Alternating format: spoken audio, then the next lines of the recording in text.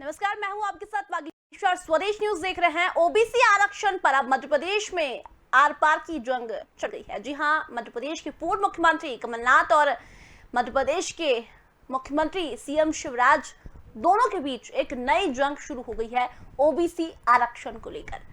जी हां, मध्य प्रदेश में ओबीसी आरक्षण का जन एक बार फिर बाहर आ गया है। ओबीसी आरक्षण का मुद्दा थमने का नाम नहीं ले रहा है। खंडवा लोकसभा और 3 विधानसभा क्षेत्रों में होने जा रहे उपचुनाव के पहले सत्ता पक्ष और विपक्ष इस पर आमने सामने आ गया है। ये कहे कि जो 3 जगह उपचुनाव हो रहे हैं उसको लेकर कहीं न कहीं दोनों ही पार्टियों में फूक है। आखिर क्यों छिड़ी है इस मसले पर बहस, किसका क्या कहना है और हर चुनाव के पहले क्यों अहम हो जाता है ओबीसी वोट, इसी मसले पर हम बात करेंगे। लेकिन उसके पहले देखिए ये रिपोर्ट। मध्य प्रदेश में एक बार फिर ओबीसी आरक्षण के मुद्दे पर जंग छिड़ती दिखाई दे रही है। पूर्व सीएम कमलनाथ के इस मसले को लेकर किए गए सिलसिलेवार ट्वीट और बयान के बाद सत्ता पक्ष भी सामने आ गया है। दरअसल कमलनाथ ने कहा था कि उनकी सरकार ने कहा था कि 2019 में उनकी सरकार ने प्रदेश में पिछड़ा वर्ग का आरक्षण 14% से बढ़ाकर 27% कर दिया था, लेकिन शिवराज सरकार ने इसे लागू करने के गंभीर प्रयास नहीं किए। हाई कोर्ट में आरक्षण के खिलाफ कुछ याचिकाएं दाखिल की गई है, लेकिन सरकार की उचित पैरवी नहीं किए जाने से बढ़ा हुआ आरक्षण अभी तक लागू नहीं हो पाया है। कमलनाथ ने ये भी कहा कि 2003 में भी कांग्रेस सरकार ने यह आरक्षण लागू किया था, लेकिन तब भी शिवराज सरकार की कमजोर पैरवी के कारण 10 साल तक मामला लटका रहा और अंत में आरक्षण निरस्त हो गया। शिवराज सरकार को अपनी पिछड़ा वर्ग विरोधी मानसिकता त्याग कर सामाजिक न्याय में सहयोग करना चाहिए। आरक्षण के बारे में हमने ही कदम उठाया था और मैं ये उम्मीद करता हूँ, मांग करता हूँ सरकार से कि इसे जो हमने नीति बनाई थी ये इसको लागू करें। सरकार सही पैरवी नहीं कर पाई। देखिए, जो बात है छिपी नहीं है। आज जो मैं कह रहा हूँ, मुझे ये बयान या घोषणा के माध्यम से नहीं कहना। आज जनता गवाह है। आज जनता गवाह है अपना प्रदेश कहाँ है और कहाँ जा रहा है। कमलनाथ के इस बयान के बाद मुख्यमंत्री शिवराज सिंह चौहान ने खुद काउंटर किया है। उन्होंने ओबीसी आरक्षण को कमलनाथ का पाप बताया। शिवराज ने कहा कि जितना नुकसान कांग्रेस ने एससी एसटी ओबीसी का किया है उतना किसी और ने नहीं किया। कमलनाथ ने केवल पिछड़े वर्ग के वोट बैंक के लिए अध्यादेश जारी किया और बाद में खुद ही स्टे करा लाए। इन्हीं के रहते स्टे हुआ। मुख्यमंत्री ने कहा कि अगर कमलनाथ को पिछड़े वर्ग की चिंता थी तो सही ढंग से वर्कआउट करना था। वह जानते थे कि इसमें कुछ नहीं होना है, अब ओबीसी हितैषी होने का नाटक कर रहे हैं। शिवराज ने कहा कि बीजेपी हमेशा कमजोर वर्ग के साथ रही है, वह चाहे किसी भी समाज से आते हो। ओबीसी आरक्षण के संबंध में जो भी प्रयास किए जा सकते हैं किए जा रहे हैं। कांग्रेस ने सूचित जाति जनजाति या पिछड़ा वर्ग हो उनका किया है, कोई कर ही नहीं सकता। अब पिछड़े वर्ग को केवल वोट बैंक के लिए अध्यादेश जारी कर दिया गया और बाद में इन्हीं ने स्टे करवा दिया। इन्हीं के रहते हुए स्टे हुआ कोर्ट में। पिछड़े वर्ग की चिंता थी तो ढंग से वर्कआउट करना था। वो जानते थे कि इसमें कुछ नहीं होना है और उन्हीं की सरकार में स्टे मिला कोर्ट में। अब पिछड़े वर्ग के हितैषी होने का नाटक कर रहे हैं। भारतीय जनता पार्टी हमेशा कमजोर वर्गों के साथ रही है। वो चाहे किसी भी समाज से आते हो। और पिछड़े वर्ग के आरक्षण के संबंध में जो भी प्रयास किए जा सकते हैं हम हर संभव कदम उठा रहे हैं, लेकिन ये किया धराया सोच समझ के कि इससे होना कुछ नहीं है। खुद के लोगों को कोर्ट में भेज के स्टे दिलवा देना, और वो जानते थे कि जिस ढंग से उन्होंने किया उससे आरक्षण मिलना ही नहीं है। तो ये सब पास तो उनका किया धरा है। नियत भी ठीक नहीं थी, नीति तो ठीक है ही नहीं। भारतीय जनता पार्टी पिछड़े वर्ग सहित सब वर्ग के कल्याणों के लिए कटिबद्ध है। आरोप प्रत्यारोप से अगर बात ओबीसी आरक्षण पर कानून स्थिति की करे तो कमलनाथ का फैसला मध्य प्रदेश में लागू होता नहीं दिख रहा है। वजह है सर्वोच्च न्यायालय में 5 जजों की संवैधानिक बेंच ने जातिगत आधार पर आरक्षण की सीमा के मामले में सुनवाई करते हुए कहा कि इसकी सीमा को 50% से ज्यादा नहीं बढ़ाया जा सकता। सुप्रीम कोर्ट ने इसी आधार पर महाराष्ट्र में भी मराठा आरक्षण को खत्म कर दिया है। सुप्रीम कोर्ट के इस फैसले के बाद कमलनाथ सरकार द्वारा बनाए गए 27% पिछड़ा वर्ग आरक्षण का कानून भी खारिज हो जाएगा, क्योंकि अगर मध्य प्रदेश में ओबीसी को आरक्षण मिलता है तो आरक्षण का दायरा 50% से ऊपर पहुंच जाता है। इससे साफ है मध्य प्रदेश में इस मसले पर सिर्फ जुबानी सियासत ही हो सकती है। ब्यूरो रिपोर्ट, स्वदेश न्यूज। तो आपको बता दें, मध्य प्रदेश में ओबीसी आरक्षण को लेकर जुबानी सियासत शुरू हो गई है। जी हां, शिवराज अपनी मेरी सरकार ने ओबीसी आरक्षण 14 से बढ़ाकर 27% किया, ये कमलनाथ ने किया। लेकिन शिवराज जी कह रहे हैं कि अगर इतनी ही चिंता थी तो पहले वर्कआउट करते। मध्य प्रदेश के पूर्व मुख्यमंत्री कमलनाथ का कहना है कि हम ही ने ओबीसी आरक्षण को लेकर नीति बनाई थी, लेकिन शिवराज सरकार ने ध्यान नहीं दिया और उस पर स्टे लग गया। लेकिन मुख्यमंत्री शिवराज सिंह चौहान का कहना है कि इन्हें सिर्फ पिछड़ा वर्ग का वोट चाहिए था, इसीलिए कमलनाथ जी ने ओबीसी आरक्षण की बात की और फिर खुद ही स्टे कराकर वे ले आए। उन्हें सिर्फ वोट बैंक से मतलब है। तो अब बता दें, मुख्यमंत्री शिवराज सिंह चौहान और पूर्व मुख्यमंत्री कमलनाथ के बीच एक नई जंग शुरू हो गई है ओबीसी आरक्षण को लेकर, क्योंकि 50% दायरा है, लेकिन ऐसे में ओबीसी आरक्षण 27% हो। 27% की बात पूर्व मुख्यमंत्री कमलनाथ ने की थी, लेकिन वो नहीं हो सकता और इसी पर हाईकोर्ट ने स्टे लगाया। लेकिन पूर्व मुख्यमंत्री कमलनाथ का कहना है कि भाजपा सरकार के आते ही उन्होंने इस मुद्दे पर ध्यान नहीं दिया, इसलिए इस पर स्टे लगा दिया गया। चलिए, आज की बहस इसी पर करेंगे, लेकिन कुछ मेहमान हमारे साथ मौजूद हैं, उनसे एक बार आपका परिचय करवा देते हैं। हमारे साथ बीजेपी से पक्ष रखने के लिए गोविंद मालू जी जुड़ गए हैं, कांग्रेस से पक्ष रखने के लिए सुरेंद्र चौधरी जी, पूर्व मंत्री हैं कांग्रेस से, वो पक्ष रखेंगे कांग्रेस का। ओबीसी नेता महेंद्र सिंह जी हमारे साथ जुड़े हुए हैं और वीना खांडवेकर अध्यक्ष सपाक्स के हमारे साथ जुड़ी हुई हैं। आप चारों का बहुत बहुत स्वागत है। लेकिन सबसे पहले रुक करूंगी गोविंद मालू जी की। और गोविंद मालू जी, पूर्व मुख्यमंत्री कमलनाथ अब आरक्षण को लेकर, आरक्षण के मुद्दे को लेकर जो 3 जगह उपचुनाव होने जा रहे हैं वहां उतरे हैं, वहां की सड़कों पर उतरे हैं। उनका कहना है कि आरक्षण का मुद्दा हम ही ने उठाया था, लेकिन बीजेपी सरकार ने उस पर ध्यान नहीं दिया, इसीलिए उस पर स्टे लगाया गया है। तो शुरू से ये आदत है कि किस तरह से वोट मिले, किस तरह से हम सत्ता में बने रहें, चाहे अल्पसंख्यकों का मामला हो, आरक्षण का हो, दलितों का हो। कभी उनके सामाजिक न्याय के लिए उन्होंने काम नहीं किया, उन्होंने वोट बैंक के लिए काम किया। सच्चर कमेटी की रिपोर्ट आई, अल्पसंख्यकों के साथ क्या हुआ, इसके बाद इसमें उलझा के रख दिया। सिर्फ ये सब चीजें जो वोट बैंक के लिए की गई, उसका परिणाम है कि आज कांग्रेस की असलियत वो वर्ग जान रहा है।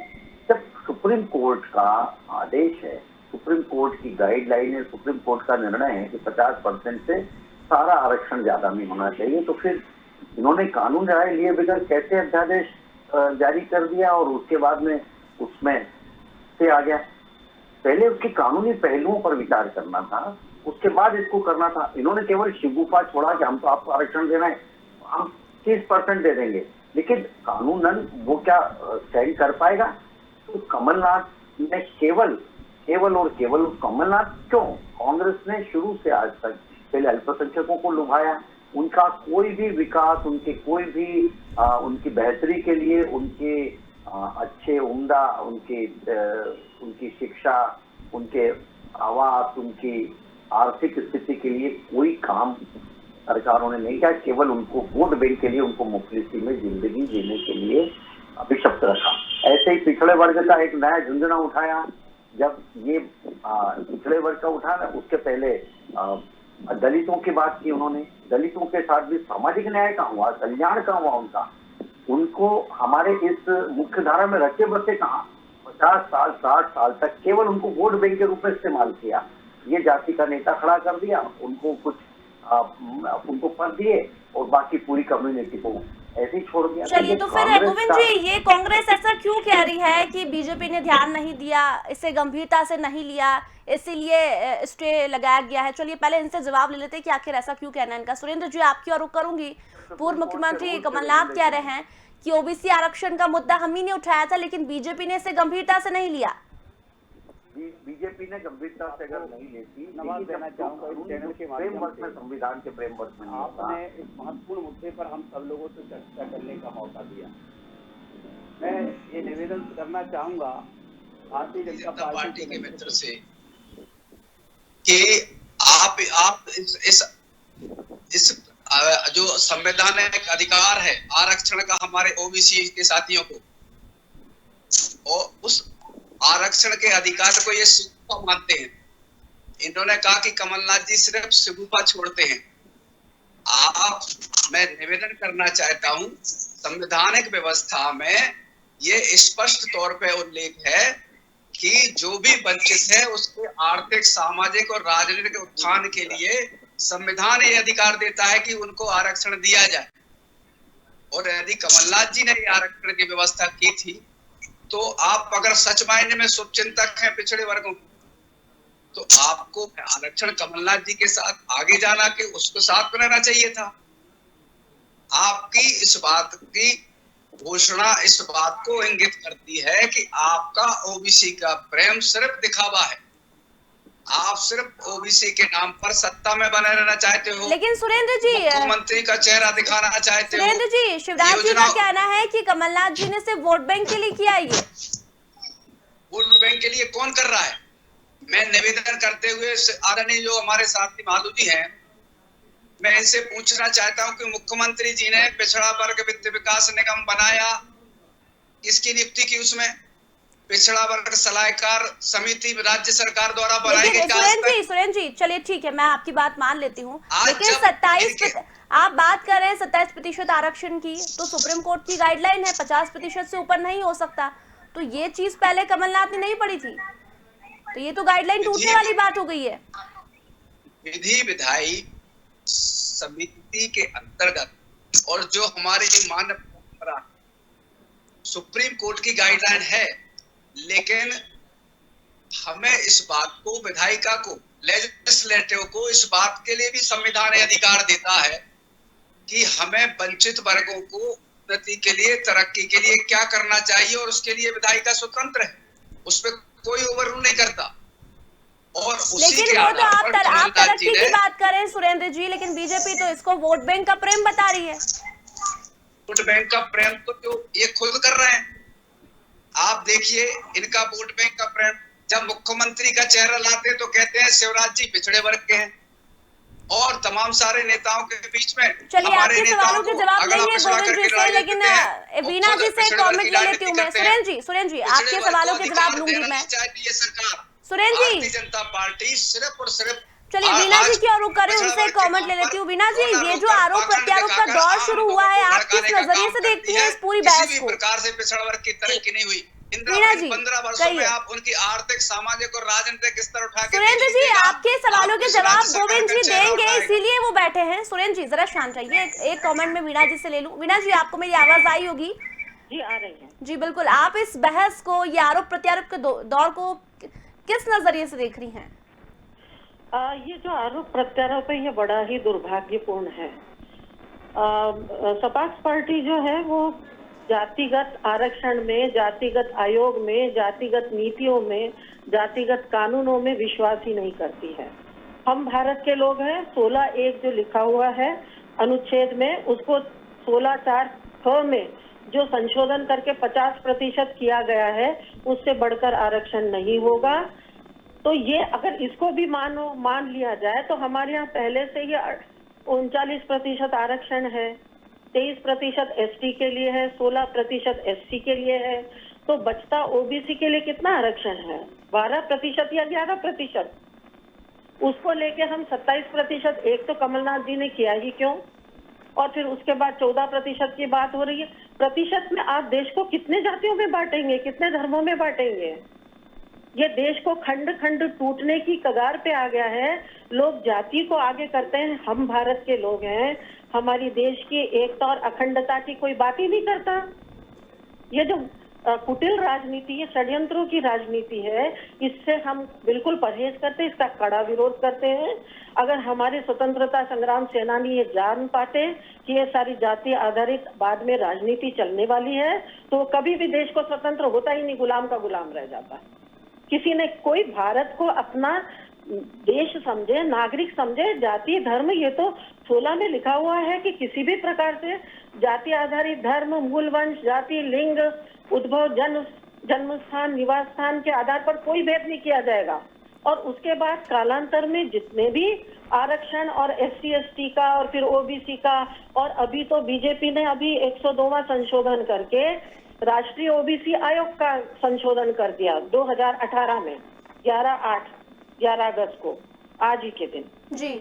तो ये जो लगातार जो देश को बांटने की कार्य प्रणाली चल रही है, इसमें कांग्रेस और बीजेपी दोनों ही समान रूप से जिम्मेदार हैं। अगर वर्ग संघर्ष होता है तो सारा ठीकरा इन्हीं के सिर पे फूटने वाला है। चलिए, मैं महेंद्र जी की ओर रुख कर रही हूँ, एक कमेंट उनसे ले लेती हूँ। महेंद्र जी, ये OBC आरक्षण नहीं बढ़ाया गया, इसका दोषी आप किसे मानते हैं? क्योंकि जंग दोनों ही पार्टियों के बीच अब शुरू हो गई है। महेंद्र जी, चलिए महेंद्र जी तक हमारी आवाज शायद नहीं पहुंच पा रही है। मालू जी, अब आप क्या कहेंगे? सुरेंद्र जी की बातें आपने सुनी होगी, वोट बैंक का प्रेम वो आपको बता रही है, सत्ता का लालची वो आपको बता रही है, और पूर्व मुख्यमंत्री कमलनाथ का सीधे तौर पर कहना है कि अगर इसे गंभीरता से लिया जाता तो OBC का आरक्षण बढ़ाया जा सकता था। मैं यही कह रहा हूं कि कांग्रेस ने केवल नाम लिया, अनुसूचित जाति, दलित और इनके बारे में कुछ नहीं किया, जितना उसके बाद की सरकारों ने उनके सामाजिक कल्याण, उनके उन्नयन, उनके आर्थिक स्थिति के उस गैर बराबरी की खाई को गैर बराबरी की बात कम्युनिस्ट भी करते थे, कांग्रेस भी करती थी, लेकिन कुछ किया नहीं है। हमने उनको आर्थिक, उनके उन्नयन का, आर्थिक स्थिति को एनहेंस करने का और उनको इस समाज में समरूपता लाने के लिए काम किया। जहां तक OBC के आरक्षण का सवाल है, या अभी हमारी बहन ने बताया, संवैधानिक जो बाध्यता है उसको समझे बगैर आप कैसे कर सकते हैं? केवल चुकूपा छोड़ना है। पिछड़े वर्ग की ये इतनी बात कर रहे हैं, इन्होंने क्यों नहीं बनाया पिछड़े वर्ग का आयोग? अभी वो बहन ने बताया, हमारी सरकार ने राष्ट्रीय पिछड़ा वर्ग लेकिन गोविंद जी, चुनाव के पहले ये दलितों का प्रेम, ये आरक्षण, ये बातें पहले से ही क्यों याद आ जाती है? चुनाव के पहले ही जब डॉक्टर अम्बेडकर ने आरक्षण की व्यवस्था संविधान में की थी, उन्होंने कहा था 10 साल तक आरक्षण इसलिए रहेगा क्योंकि ये बहुत ही अति पिछड़े हैं, ये जातियां, बहुत इनसे विकास नहीं हुआ है, इसलिए इनको उस स्तर तक लाना है। उसमें जो क्रीमी लेयर के लोग हो गए, ये हो गए, लेकिन उनको उन्होंने लगातार क्योंकि बढ़ाते क्यों? आपने उनको स्तर पे क्यों नहीं लाए ताकि उनको आरक्षण की जरूरत ही नहीं पड़े, वो आरक्षण के मुखापेक्षी क्यों हो? इसलिए पिछड़े वर्ग की जहां तक बात है, आरक्षण के अलावा जो भी सुविधाएं पिछड़े वर्ग के विकास, उन्नयन और उनके लिए देना, हमने नगरीय निकाय के चुनाव में कौन सी ऐसी पार्टी थी, हमने पिछड़े वर्ग को विशेष रूप से आरक्षण दिया, अध्यक्ष महापौर में भी दिया, पार्षदों में भी दिया। ये आरक्षण उनके संवैधानिक दायित्व को पूरा करने के लिए, उनकी राजनीतिक भागीदारी को बढ़ाने के लिए किया। और ये बाध्यता है कि हम 50% से ज्यादा आरक्षण नहीं दे सकते, संविधान में लिखा है। ये तो उल्टा चोर कोतवाल को डांटे, ये खुद गलत काम करते हैं, संविधान के विरुद्ध जाके करते हैं और कुछ भी कह देते हैं, हम तो आसमान से तारे तोड़ लाएंगे। ये बयान किसने दिया था कि कोई माइकल लाल आरक्षण नहीं ला सकता? गोविंद जी, ये बयान किसने दिया था? मुख्यमंत्री जी ने जब ये कहा, मुख्यमंत्री जी ने तो उसको भुगता भी है कि कई सारे सवर्ण आंदोलन हुए। गोविंद जी, ये बताइए मुझे, ये बयान किसने दिया था? आपको तो अच्छे से याद होगा। मुख्यमंत्री जी की प्रतिबद्धता देखिए आप, उन्होंने धक्के की चोट पर कहा था कि नौकरियों में जो आरक्षण है कोई माइकल लाल बंद नहीं करा सकता। तो देखिए, आरक्षण जो संवैधानिक व्यवस्था है उसके अंतर्गत यदि कमी की जा सकती है तो हम दोषी हैं, लेकिन हमने हर वर्ग के उन्नयन और विकास के लिए, देखिए जो चलिए सुरेंद्र जी क्या रुक कर रही हूँ, वो कुछ कहना चाह रहे हैं। सुरेंद्र जी कहिए, अभी गोविंद जी फिर से वही बात दोहरा रहे हैं, हर वर्ग कि कोई माइकल लाल आरक्षण नहीं बढ़ा सकता। बात कहिए, क्या कह रहे हैं किया है और ये नहीं चलेगा। ये वही लोग हैं जो RSS के मुख्यालय पर भारत का झंडा 25 साल बाद फहराते। अरे बात विषय की करो भाई, आजादी के बाद नहीं मानते। सम्मान जितना RSS ने किया, भारतीय जनता पार्टी और RSS का चरित्र इस बात से जाना जाता है कि नागपुर के RSS के मुख्यालय पर इनका झंडा, संविधान निर्माताओं ने जो झंडा भारत देश का बनाया था वो झंडा नहीं फहराया गया। ये भारतीय जनता पार्टी के लोग और ये पूरी की पूरी सरकार पिछड़ा वर्ग विरोधी है, अनुसूचित जाति और जनजाति विरोधी है। ये सिर्फ और सिर्फ इनकी कृपा पे नहीं है आरक्षण, ये कृपा है बाबा साहब भीमराव अंबेडकर साहब की, डॉक्टर अंबेडकर साहब ने और संविधान निर्माताओं ने कृपा पात्र ये बनाना व्यवस्था चाहते हैं, उनको आरक्षण की व्यवस्था दी है। ये भारतीय जनता पार्टी की कृपा नहीं है। इनके तो 2-2, 3-3 बार भ्रष्टाचार के संविधान अलावा कुछ नहीं समीक्षा किया आयोग आपकी बना, सरकारों ने। आयोग बना के ये संविधान से आरक्षण दलितों के समाप्त नाम कर देने पर वाली दलितों का पार्टी है। शोषण आपने अटल किया है। बिहारी वाजपेयी जी के टाइम में और इसके पूर्व में एक आयोग समीक्षा के लिए मध्य प्रदेश में भी डॉक्टर नरोत्तम मिश्रा की अध्यक्षता में समीक्षा करने के लिए आरक्षण की ये इन्होंने व्यवस्था की थी। ये आरक्षण के नाम पर मुंह में राम बगल में छुरी वाली नीति अपना रहे हैं। ये अगर संविधान में अधिकार नहीं होता तो भारतीय जनता पार्टी ये समाप्त कर देती। सुरेंद्र जी, लेकिन शिवराज जी कह रहे हैं, सुरेंद्र जी एक बात सुनिए, शक्ति नहीं है सुरेंद्र जी। आप लोगों ने उनको केवल निवेदन से पूछना चाहता बेचारा हूं, बनाकर रखा है, उनको कृपा पात्र बना के रखना चाहते थे आप। सुरेंद्र जी एक बात सुनिए मेरी। शिवराज जी का कहना है कि अगर पिछड़े वर्ग की इतनी ही चिंता थी कांग्रेस को तो ठीक से वर्कआउट करती। आजादी के इस बात से लेके आज तक हम ही लोगों ने किया है, जितना भी किया कांग्रेस ने ही पिछड़े लोगों को, वंचित लोगों को आगे लाने का काम किया है। आज जो है इनके कार्यकाल में आज राज्य की शिवराज सिंह सरकार के बैठे हमारे मालू जी ये बताएं कि आज की तारीख में अनुसूचित जाति वित्त विकास निगम बंद है, आदिवासी वित्त विकास निगम बंद है, पिछड़ा वर्ग वित्त विकास निगम बंद है। 1 रुपए का इनके पास लोन देने को पैसा नहीं है। इनकी आर्थिक तरक्की की कोई इनके पास कार्यक्रम नहीं है। आज जब इनको आरक्षण की बात करके पाखंड कर रहे, बताइए पिछड़ा वर्ग सलाहकार समिति मुख्यमंत्री ने क्यों नहीं बनाई, जो पिछड़ा वर्ग के हित की कल्याण की बात करती थी। इनके पिछड़े वर्ग के लोग उसमें रखते हैं। आज सिर्फ और सिर्फ इस तरीके से कि कमलनाथ जी जब देने जा रहे थे पिछड़े वर्ग को अधिकार, तो इनको ये हुआ कि अब इसमें राजनीति कैसे की जाए और राजनीतिक अपने हथकंडे अपनाकर इन लोगों को कैसे साधा जाए। सिर्फ और सिर्फ इस तरीके से भोले भाले वंचित और पिछड़े वर्ग और SC/ST के लोगों को गुमराह करने के सिवाय भारतीय जनता पार्टी के लेकिन पास सुरेंद्र जी ये जो आप कह रहे हैं, चलिए 50% आरक्षण के चलते ही मराठा आरक्षण निरस्त हुआ है महाराष्ट्र में, तो फिर मध्य प्रदेश में कैसे बढ़ता? हमारी सरकार में कमलनाथ जी का इच्छा थी और वो लाए थे, और हमारी सरकार जब आएगी हम फिर लाएंगे। हम पिछड़े वर्ग के लोगों की तरक्की करना चाहते हैं। हम सिर्फ कहना नहीं चाहते कि सबका साथ सबका विकास। इतने 15 सालों से सबका साथ सबका विकास करने वाले लोग आज क्यों गैर बराबरी है, क्यों आरक्षण की बात हो रही है? इसका उत्तरदायित्व भी मध्य प्रदेश की सरकार को, केंद्र की नरेंद्र मोदी सरकार को लेना पड़ेगा। आज केंद्र का बजट उठा के देखिएगा, जो भारत सरकार की नरेंद्र मोदी सरकार का बजट है, पिछड़े वर्ग के बजट में कटौती कर दी गई। ये इनकी नीयत है, ये इनकी नीति है। ये स्पष्ट चरित्र दिखाता है कि इनके खाने के दांत कुछ और दिखाने के दांत कुछ और हैं। ये कभी किसी पिछड़े वर्ग के हितैषी नहीं रहे। आज जिस तरीके से कांग्रेस पार्टी ने पिछड़े वर्ग का भला सोचा है, भारतीय जनता पार्टी नहीं सिर्फ उनका राजनीतिक इस्तेमाल करना चाहती है, उनका भला करना नहीं चाहती। मैं एक बात और कहना चाहता हूं, आज पिछड़े वर्ग के विद्यार्थियों के लिए हमारे आरक्षण की बात मालू जी कह रहे हैं। आपने शासकीय पदों पर कटौती कर दी, आप लगातार शासन के पद समाप्त करते जा रहे हैं। जब पद समाप्त हो जाएंगे तो आरक्षण कहाँ रह जाएगा? कहाँ है? कितने पद हैं आपके सरकारी? आपने पिछले 15 सालों में कितने पद समाप्त कर दिए, पता है आपकी सरकार ने? आप लोगों ने कितने बेरोजगारों को? चलिए गोविंद जी और सुरेंद्र जी, आप दोनों से एक एक सवाल लूंगे, उसके बाद हम आकलन करेंगे, वीणा जी आकलन करेगी। गोविंद जी आप बताइए, आप कह रहे हैं कि ये नौटंकी है, पिछड़ा वर्ग वोट बैंक के लिए सिर्फ राजनीति कर रहे हैं कमलनाथ। तो गोविंद जी आप बताइए कि बीजेपी ने क्या किया पिछड़ा वर्ग के लिए, फिर मैं सुरेंद्र जी के पास आऊंगी। देखिए, पिछड़े वर्ग के लिए भारतीय जनता पार्टी की कई सारी योजनाएं हैं, दलितों के लिए कई सारी योजनाएं, अंत्योदय की योजनाएं हैं। पिछड़े वर्ग का कैसे उनको बराबरी का दर्जा मिले, समाज में उनको सम्मान मिले, उनका आर्थिक विकास होकर वो उस बराबरी में खड़े हों, क्योंकि सबसे बड़ी जड़ है आर्थिक पिछड़ापन।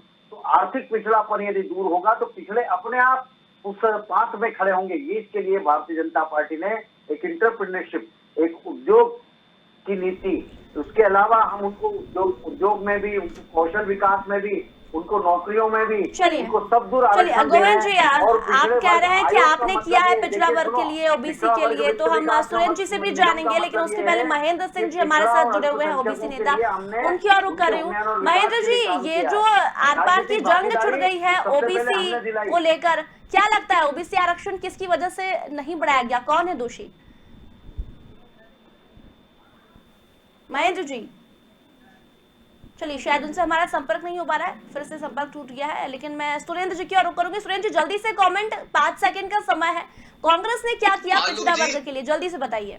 पिछड़ा वर्ग के लिए कमलनाथ जी ने ही शुरुआत की थी, जिस पर आज बहस चल रही है। गोविंद जी जरा जहाँ शांत तक रहिए, शांत भारतीय रहिए, जनता उन्हें पार्टी बोलिए। की बात करें, मालू जी ने उन्होंने आप केवल अपना उनका बजट उठा के देख नाम लीजिएगा, पट्टी लगाई इसी वर्ष का, और माल और इसी कोई वर्ष भाग का है। बजट उठाइए जो आपकी अरे सरकार भाई, मध्य 15 प्रदेश में महीने लाई की है, सरकार केंद्र में में किसी दिल्ली की दूसरे को सरकार लाई है, मुख्यमंत्री बनाते, उसमें आपका अरुण चेहरा यादव को अपने आप बनाते सफेद से काला पड़ मुख्यमंत्री। जाएगा। अरुण यादव उसमें को आप स्पष्ट निकाल तौर के पे फेंक दिया, दूसरा बजट मंत्री। कटौती हुई है। आपके सरकारी नौकरियों के पद समाप्त कर दिए, आप नौकरियां खा गए, बेरोजगारों का हक खा गए, आप आर्थिक आपको तो तरक्की मौका के था। हक आप छीनने गला घोंटे में तुतारू हैं। चार नेताओं आज जिस ने तरीके से पिछड़ा मध्य प्रदेश वर्ग में कांग्रेस जिस की पीछे कमान गया है, संभाली। कमजोर हुआ है, आज जिस तरीके से पिछड़े चलिए वर्ग को हकों वीना पर जी, पकड़ आपकी लगा ओर रुख चुका कर है, रही हूँ। उसके दोनों की सबसे बड़े बहस आप लगातार हैं। जारी आपको ये है कि समाज हमने माफ ये नहीं किया, करेगा। हमने ये आप किया। कमर कमर आप के कैसे कारण देखती हैं संरक्षक इस बने बहस हुए, को, और आखिर लेकिन कितनी ये दिक्कतें मत आएगी भूलिए संवैधानिक कि तौर पिछड़ा पर वर्ग अगर के ये लोग चुप आरक्षण हैं, बढ़ाया खामोश जाता है? रहेंगे। पिछड़ा आज चेहरा था पूरे के पूरे मीना जी, सरदार कहिए। वल्लभ भाई पटेल ने जो इस देश के बड़ा अंदर चेहरा सपना था देखा पिछड़ा। था, आप उस सपने को छू आज कर भी लेना आपने चाहते हैं, इतिहास के कूड़ेदान लेकिन में पैर फेंक मध्य दिया है। प्रदेश सुरेंद्र जी और में गोविंद जी, सुरेंद्र जी और गोविंद जी जरा शांत रहिए। हमारे साथ सपाक्स से अध्यक्ष जुड़ी हुई है वीणा जी, उनसे कमेंट ले लेते हैं एक आखिरी। वीणा जी, ये जो बहस शुरू हुई है ओबीसी आरक्षण को लेकर, आप कैसे देखती हैं और कितनी संवैधानिक दिक्कतें आ सकती है? जी, जहाँ तक संवैधानिक स्थिति का प्रश्न है, संविधान की धारा 14, 15 और 16 मुख्य रूप से उसमें केवल सामाजिक पिछड़ापन और शैक्षणिक पिछड़ापन की बात कही है। और हमारे कांग्रेस के जो प्रतिनिधि या भाजपा के प्रतिनिधि जो दोनों आए हैं, उनके द्वारा लगातार आर्थिक पिछड़ापन की बात की जा रही है। तो क्यों नहीं बीजेपी की जो शासन अभी जो बहुमत में है, उसमें आर्थिक शब्द क्यों नहीं जोड़ देता है? जो हमारा अनुच्छेद है 15 और 16 में, नंबर 1। नंबर 2, हमने बहुत हमारी नई पीढ़ी को बांट चुके हैं ये दोनों ही दल। एससी का छात्रावास अलग, एसटी का छात्रावास अलग, ओबीसी का छात्रावास अलग। अरे अलग अलग करके आप कितने धड़ों में बांटेंगे देश को और युवा को? अगर वो इसकी इतर जातियां अगर इसमें आ गई तो मुझे ये बहुत डर लगता है कि वर्ग संघर्ष की स्थिति आ जाएगी। कोई भीम आर्मी बना रहा है तो कोई राजपूत आर्मी बना रहा है, तो क्षत्रिय आर्मी बना रहा है, कोई परशुराम आर्मी बना रहा है। ये भविष्य है क्या हमारे देश का? तो इस पर गहन विचार करना चाहिए। आरक्षण को आर्थिक आधार पर लागू कर देना चाहिए, चाहे वह किसी भी जाति का हो, किसी भी धर्म का हो, किसी भी वंश का हो, किसी भी निवास स्थान का हो। जब सब लोग एससी, एसटी, ओबीसी, ब्राह्मण, क्षत्रिय, वैश्य सब लोग एक साथ बैठेंगे, एक साथ छात्रावास में रहेंगे, तो उनमें देश की एकता और अखंडता की बात उनके चिंतन में, उनके विचारों में आएगी। इस बात पर अब बहुत गहन चिंतन करने की आवश्यकता है दोनों ही राजनीतिक दलों को। चलिए वीणा जी, बहुत जरूरी है क्योंकि सुप्रीम कोर्ट की गाइडलाइन में ये है कि 50% ही दायरा है, ऐसे में 14 से 27 उसे नहीं किया जा सकता। बहुत बहुत धन्यवाद चारों मेहमानों का, समय की कमी के चलते। तो आपको बता दें कमलनाथ और शिवराज आमने सामने आ गए हैं ओबीसी आरक्षण को लेकर, क्योंकि 3 सीटों पर उपचुनाव होने जा रहे हैं। ऐसे में कमलनाथ का कहना है कि आरक्षण बढ़ाने की बात हमने रखी थी, लेकिन शिवराज सिंह चौहान उस पर काम नहीं कर पाई, उसने गंभीरता से नहीं लिया। उसी का कारण है कि आज स्टे लगा दिया गया। अब दोनों ही पार्टियां एक दूसरे के आमने सामने है और ओबीसी आरक्षण को मुद्दा बनाकर वो चुनावी मैदान में उतरने की कोशिश कर रही है। तो फिलहाल चर्चा में इतना ही, जल्दी लौटेंगे, तब तक बने रहिए स्वदेश न्यूज के साथ। नमस्कार।